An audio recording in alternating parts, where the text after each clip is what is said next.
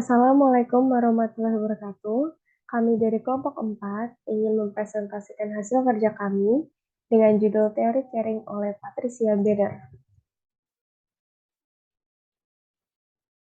Perkenalkan, saya Lintang Tikani Mahaba dengan NIM 11.300.22.053 dengan anggota saya Husni Mubarok dengan NIM 11.300.22.056 dan Ine Febrianti dengan NIM 11.300.22.105. Table of Content. 1. Biografi tokoh. 2. Latar belakang teori. 3. Sumber teori. 4. Konsep utama dan definisi. 5. Asumsi utama.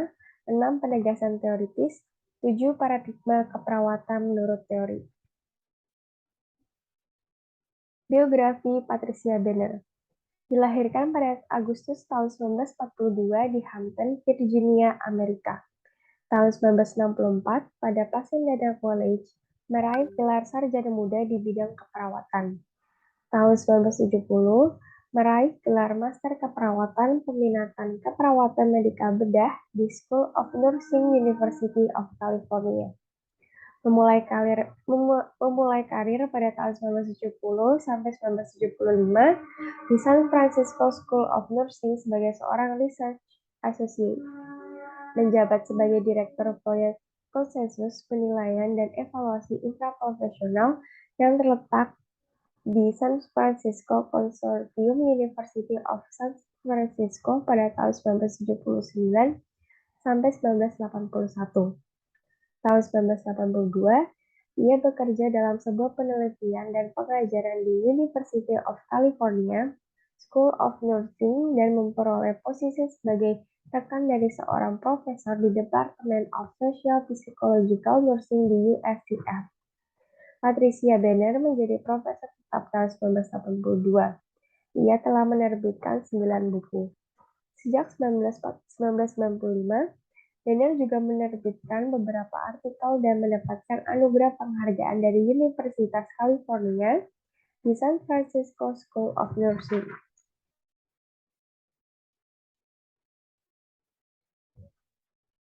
Latar belakang teori.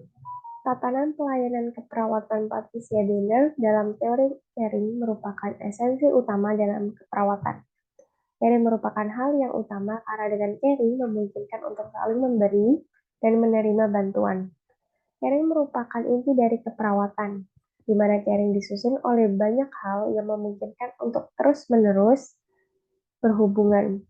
Hubungan yang terus-menerus ini memungkinkan untuk terjadinya hubungan yang saling menguntungkan.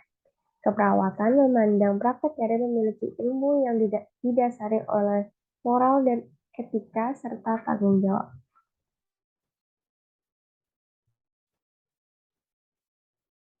Sumber teori. Teori yang dikembangkan oleh Patricia Benner yaitu teori from novice to expert. Teori oleh Patricia Benner diadaptasi dari model Dreyfus dan dikemukakan oleh Hubert Dreyfus dan Stuart Dreyfus.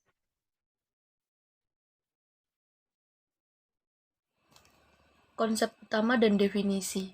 Yang pertama adalah novice atau permulaan. Novice merupakan seorang perawat yang tidak mempunyai pengalaman praktek klinik. Seorang perawat ditingkatkan pemula masih selalu memerlukan arahan dan membutuhkan petunjuk yang jelas secara tekstual.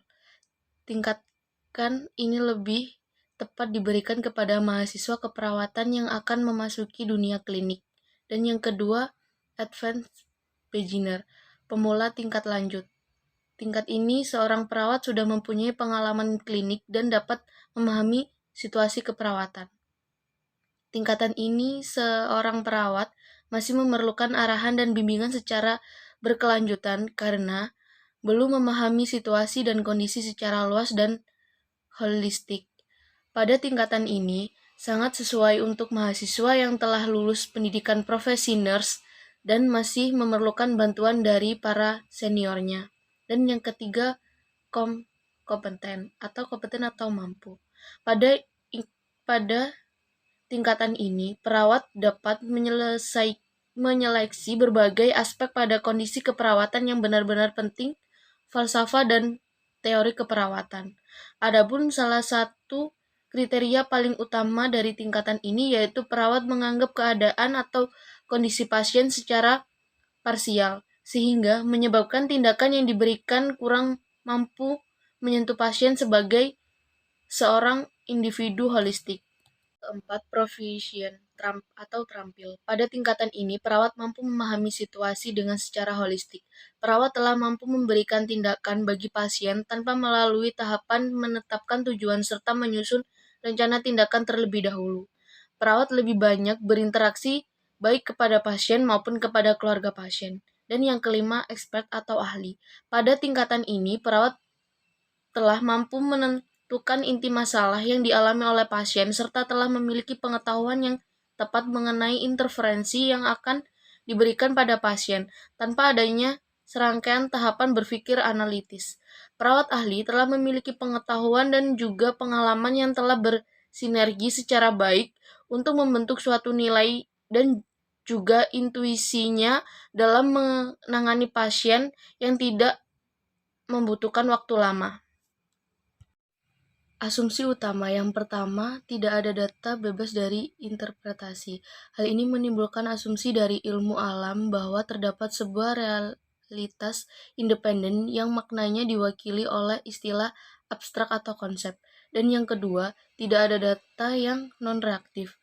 Hal ini meninggalkan keyakinan yang salah tentang ilmu alam bahwa seseorang dapat mengamati data dasar secara netral. Dan yang ketiga, makna melekat pada keterampilan, praktik, maksud, harapan, dan hasil akhir. Menurut Polanyi 1958, suara konteks memiliki makna eksistensi dan ini membedakannya dari denotatif atau secara lebih umum makna representatif. Ia menyatakan bahwa penyusunannya akan menghilangkannya dari tujuan dan makna. Dan yang keempat, memiliki kesamaan budaya, sejarah bahasa, latar belakang, dan makna yang sama. Dan yang kelima, makna melekat pada keterampilan, praktik, maksud, harapan, dan hasil akhir tidak dapat dibuat sepenuhnya secara eksplisit. Dan yang keenam, manusia merupakan makhluk yang memiliki integritas dan holistik. Peningkatan hierarkis kecerdasan aktivitas relatif di atas aktivitas keterampilan adalah sebuah cara untuk mengetahui bahwa tubuh yang terampil mungkin merupakan hal yang esensial untuk tingkatan kecerdasan manusia yang lebih tinggi. Dreyfus 1979. Penegasan teoritis disajikan sebagai teori umum keperawatan yang merupakan gambaran lengkap keperawatan. SCDNT tersebut dinyatakan dalam 4 teori berikut. Yang pertama, teori sistem keperawatan. Kedua, teori defisit perawatan diri. Dan ketiga, teori perawatan diri. Dan terakhir, teori ketergantungan perawatan. Yang pertama, sistem keperawatan adalah sistem tindakan yang dibentuk oleh perawat melalui pelaksanaan agen keperawatan mereka untuk orang-orang dengan keterbatasan. Kedua, teori defisit perawatan diri adalah persyaratan orang untuk keperawatan dihubungkan dengan subjektivitas kedewasaan dan orang yang menjadi dewasa terhadap keterbatasan. Tindakan yang berhubungan dengan perawatan kesehatan. Ketiga, perawatan diri adalah sistem tindakan penjabaran dari konsep perawatan diri, permintaan perawatan diri, dan agen perawatan diri memberikan fondasi untuk memahami persyaratan tindakan dan keterbatasan tindakan orang-orang yang dapat mengambil manfaat dari keperawatan. Dan yang keempat, dalam hal banyak perawatan diri dan ketergantungan perawatan adalah sejajar dengan perbedaan utama bahwa ketika memberikan ketergantungan perawatan, orang tersebut memenuhi kebutuhan perawatan diri oleh orang lain. Paradigma keperawatan terdiri dari keperawatan, kesehatan, manusia, dan situasi. Keperawatan digambarkan sebagai hubungan caring. Caring adalah menyiapkan kemungkinan pemberi bantuan dan penerima bantuan. Keperawatan adalah praktek caring di mana ilmu yang ditunjukkan oleh seni moral dan etika keperawatan dan tanggung jawab. Kesehatan didefinisikan sebagai apa yang dapat dikaji, sedangkan sehat adalah pengalaman manusia dari kesehatan atau keseluruhan. Manusia adalah suatu makhluk yang menginterpretasi diri sendiri. Manusia diwujudkan dalam 4 aspek yang utama, yaitu peran dari situasi, peran dari tubuh, peran dari perhatian personal, dan peran temporalitas. Dan terakhir adalah situasi. Menurut Patricia Benner, menggunakan istilah situasi daripada lingkungan karena situasi menyampaikan lingkungan sosial dengan definisi sosial dan sangat berarti. Situasi didefinisikan sebagai interaksi antar manusia, interpretasi, dan pemahaman situasi. Sekian dari kelompok kami, kelompok 4. Apabila ada kurang lebihnya, kami mohon maaf. Wassalamualaikum warahmatullahi wabarakatuh.